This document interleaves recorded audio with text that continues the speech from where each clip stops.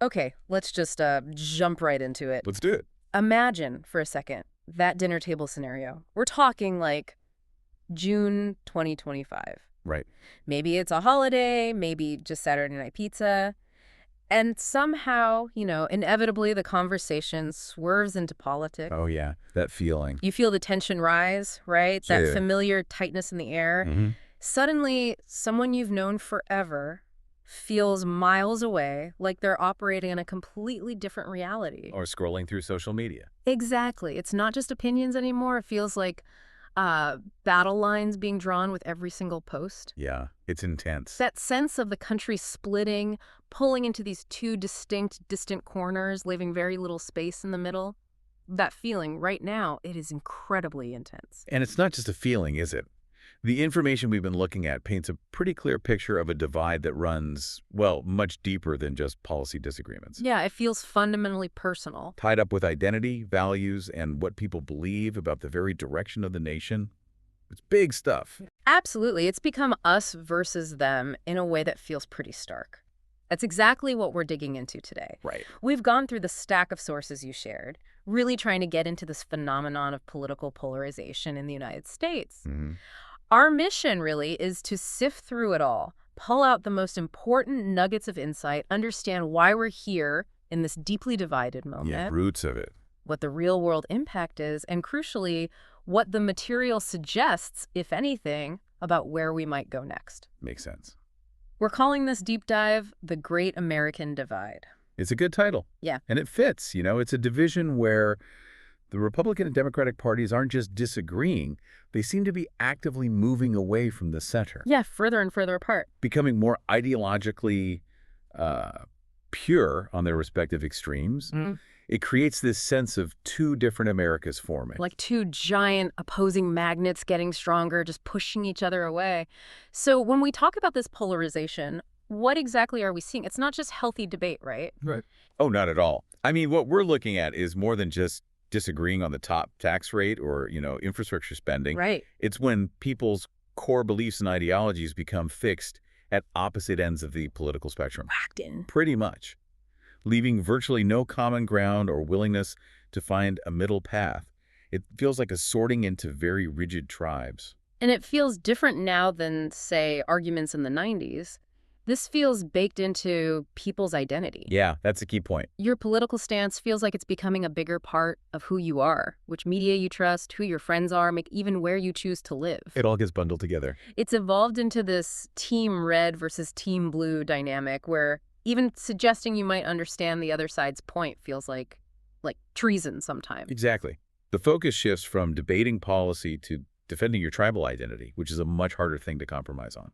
So how did we get here? Because, divisions aren't exactly new to American history. Definitely not. North versus South, urban versus rural, those tensions have always been there in some form. That's a crucial point. Yeah. Historical divides are real, but the sources highlight several factors specific to our current era that have really intensified things. Okay. If we look at the roots of this, where do you think we should start based on the material? Well, one major theme that comes through loud and clear is the economic pressure cooker many Americans feel like they're in. That's right. We've seen this pervasive feeling that the traditional American dream, stable job, comfortable life, home ownership is increasingly out of reach for many people. It feels harder. Yeah. Decades of stagnant wages for a lot of folks, growing income inequality, and then the deep scar left by the 2008 financial crisis. Oh, yeah, that was huge. Which for many felt like a betrayal. It created a lot of underlying vulnerability and resentment. And then just when you thought things might stabilize, bam, COVID-19 hits. Exactly. Another massive disruption. Yeah. Jobs, businesses, just daily life turned upside down. Yeah. And you see this particularly impacting younger generations like Gen Z.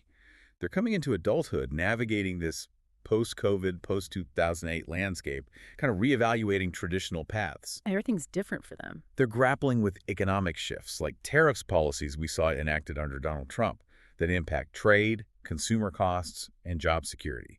It adds another layer of uncertainty. So you end up with different groups feeling economically left behind or misunderstood. Rural communities might feel ignored by policymakers focused on cities. Mm-hmm.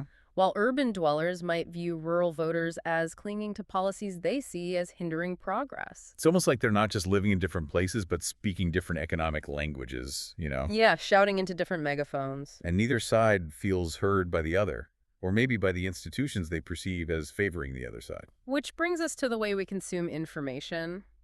The shift there feels enormous. It really is. Contrast it with earlier eras, right? Where a much larger portion of the country might watch the same evening news broadcast, like Walter Cronkite or someone. Yeah, everyone saw the same thing, more or less. There's a shared, albeit imperfect, information baseline. Now, Hmm. our information world is hyper-personalized. Thanks to algorithms curating what we see online. Exactly. Whether you get your news from Fox or CNN or spend time scrolling through posts on X, these platforms and outlets are often designed to show you content you're likely to agree with. They feed you what you already like. Pretty much. They preach to their respective choirs. You're constantly fed information that confirms your existing biases, creating a very effective echo chamber. Yeah, spending time scrolling on X, sometimes it feels less like exploring a marketplace of diverse ideas and more like stepping into a cage match. Or a political bar fight, yeah. Everyone is yelling, but nobody's really trying to understand. That constant affirmation of your own viewpoint, coupled with the often negative portrayal of the other side, it just solidifies the divide. It makes engaging with dissenting opinions feel not just uncomfortable, but often actively antagonistic. So, economic pressure, media bubbles creating echo chambers. Are there other, perhaps older forces at play here? The material also points to what you could call phantom borders. History and geography continue to exert a powerful, sometimes subtle influence on this divide. Phantom borders, like echoes of the past. In a sense, yeah. Think about the Civil War, the historical Mason-Dixon line, that old North-South split. Still matters. It still has resonance today in voting patterns, cultural norms, and even how people reacted to things like mask mandates during the pandemic. You saw differences there. Yeah, you did. That history isn't entirely in the past. It shapes the present landscape. And the clear urban-rural divide fits right into that, I suppose. It does. You see it starkly on electoral maps. Cities tending to be islands of blue, surrounded by vast, glowing red rural areas. It's a visual representation. This geographic sorting reinforces the ideological separation. It feels like the country is engaged in this constant, exhausting game of tug-of-war, and that rope is getting pretty frayed. So we have these deep economic anxieties, fueled by fragmenting media landscapes, sitting on top of historical and geographic fault lines, and then you have Donald Trump. Ah, yes, the Trump catalyst, as it's often framed in the materials. Right. His emergence in 2016 and his continued significant presence through 2025 is seen as both a symptom of this existing polarization and a major force driving it further. He certainly has a distinctive style, you can't deny that. Undeniably. His rhetoric is often blunt, unfiltered, and frankly, deliberately divisive. Yeah. Whether he's talking about trade and tariffs, casting doubt on election integrity, or engaging in his frequent battles with the media, his approach seems to thrive on conflict and confrontation. And depending on your perspective, that's either authentic or destructive. Precisely. Supporters see him as a genuine voice, unscripted and fighting for them. Critics see him as sowing chaos and undermining democratic norms. But either way. But regardless of how you interpret his motives, his style has undeniably acted like gasoline on the polarization fire. It significantly increased the temperature and made the divide feel more personal and intense. We saw specific examples of this reach mentioned. His comments about USA, for instance, that's the U.S. Agency for International Development, Right. somehow unexpectedly triggered a pretty significant political crossfire all the way over in India. Right. That shows how his influence and rhetoric aren't contained within domestic borders. They ripple globally. Interesting. Another striking example we saw mentioned is his persistent effort to portray universities as liberal indoctrination camps. Yeah, the delegitimizing push. An attempt to delegitimize higher education. This kind of language actively rallies his base by tapping into existing distrust of elites, while simultaneously alienating huge segments of the population who value those institutions. It absolutely widens the chasm. It's like he's not just a player in the polarization. He's kind of conducting the orchestra of discord, Right. and everyone is playing at maximum volume. A very loud, very dissonant symphony, maybe. So when you have all these forces pushing people apart, the economic stress, the media bubbles, the history, the Trump catalyst, what are the actual consequences? When the country feels this split into Team Red and Team Blue, what happens? Well, it makes governing incredibly difficult. One of the most visible impacts is sheer gridlock in Washington.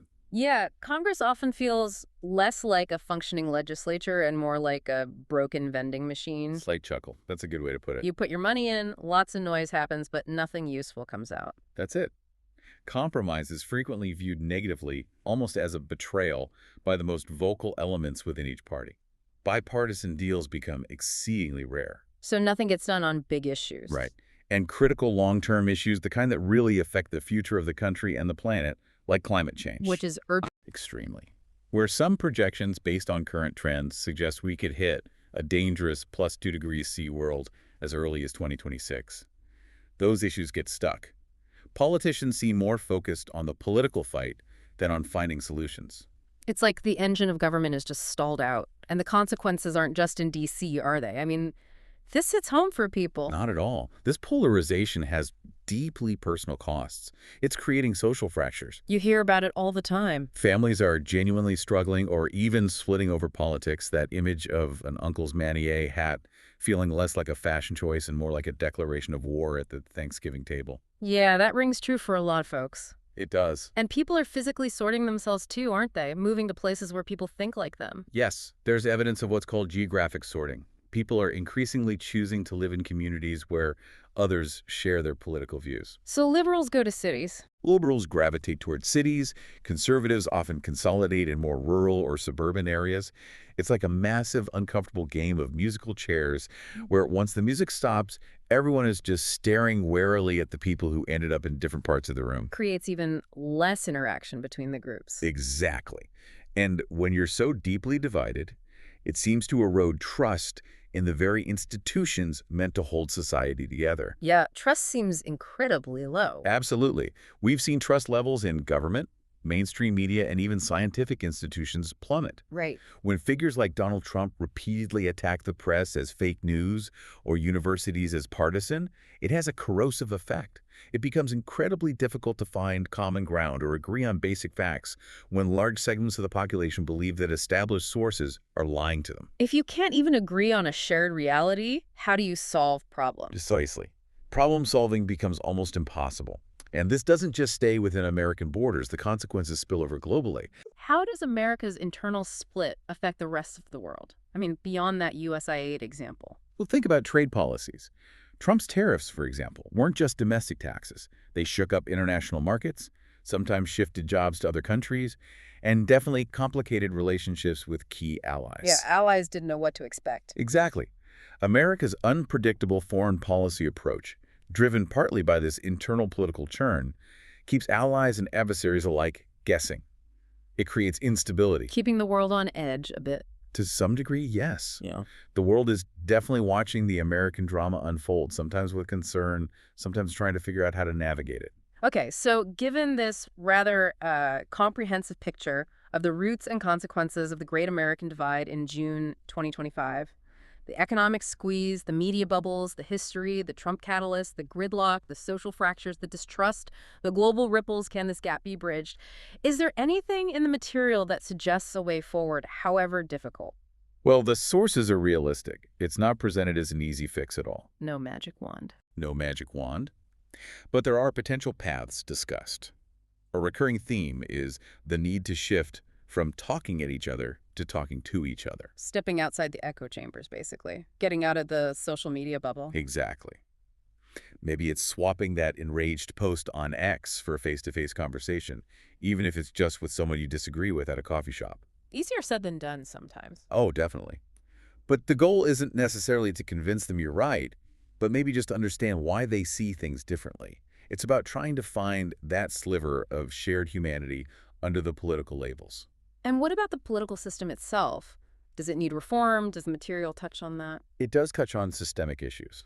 Things like the Electoral College, which can lead to a president winning without the popular vote. A source of huge contention. Or gerrymandered state legislative districts, which can create safe seats for the most extreme politicians, are seen as potentially worsening polarization, making it harder for moderates. But getting Congress to agree on systemic reform feels about as likely as, I don't know, asking them to agree on where to order pizza for a bipartisan lunch. Slight chuckle. It certainly highlights the depth of the gridlock we just discussed, doesn't it? It's a real challenge. And the media's role in potentially helping or hindering. Any suggestions there? The call there is generally for less sensationalism, more substance. Instead of headlines screaming about the end of democracy just to get clicks, Right, the outrage cycle. perhaps focusing on explaining complex policies clearly, without taking sides, would be more productive. Trying to establish a more shared information space again is crucial, though incredibly challenging in the current landscape. Asking people on X to rigorously fact-check before hitting retweet feels a bit like asking a cat to do your taxes, doesn't it? Slight chuckle. That's a fair analogy. The structure of those platforms makes it very difficult. And finally, leadership. That keeps coming up. Yes, leadership is seen as pivotal. The material suggests that while leaders like Donald Trump can amplify division, what's needed are leaders who actively try to bridge divides, Someone trying to bring people together, who appeal to shared values and aspirations rather than tribal instincts. which feels incredibly rare in 2025, like wishing for a unicorn to deliver that bipartisan pizza we were talking about. It often feels that way, doesn't it? A real scarcity of that kind of leadership right now. Okay, so the picture is complex and the solutions aren't simple. That's clear. But let's pull back from the brink for a second. Is there any room for optimism? Any glimmer of hope, or at least something we can find some shared ground on, maybe even humor? Well, the sources are realistic, as I said, but they also offer perspective.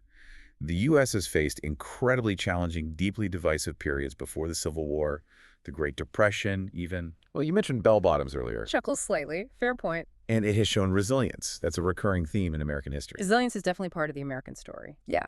It is. And there's a sense in the material that people are starting to genuinely feel the negative consequences of this polarization in their own lives. It's hitting home. It's not just abstract news anymore. It's strained family relationships, friendships lost, the sheer exhaustion of constant conflict, the frustration of seeing real problems ignored. People are recognizing the cost. That recognition is maybe a necessary first step. Absolutely. You have to see the problem first. And if you look beyond the headlines, you see small-scale efforts, grassroots movements, local community dialogues, people actively trying to build bridges and find common ground in their own towns. So below the national radar. Exactly. Even things like bipartisan book clubs exist. People trying to connect on a human level. And what about younger generations, like Gen Z? They've grown up entirely in this polarized landscape, facing these economic challenges we talked about. The material highlights that they're not just waiting for politicians to fix things. They seem incredibly pragmatic, They have to be. focused on navigating this tough economic reality, dealing with things like tariffs, high rent, climate anxiety. But that pragmatism also fuels a demand for real action and change, sometimes outside the traditional political structures that feel broken to them. They're a potential force for disruption and finding new paths forward. Interesting. And sometimes just finding a way to laugh can help diffuse tension, right? A little bit of humor. Absolutely. Uh, A well-timed meme, maybe, or just finding humor in the absurdity of the situation.